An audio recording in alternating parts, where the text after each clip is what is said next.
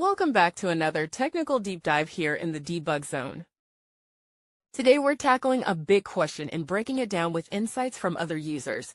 Hopefully this clears up some misconceptions and helps you get the answer you need.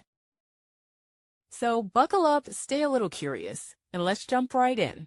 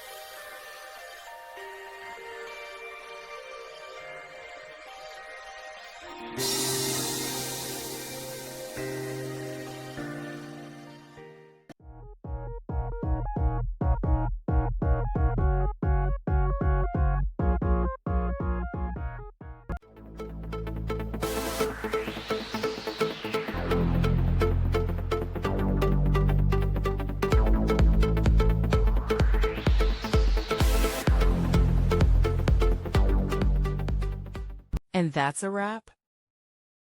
I hope you found the answer you were looking for. If you did, take a second to hit that subscribe button. It really helps out. And let me know in the comments which solution worked best for you. See you next time in the debug zone.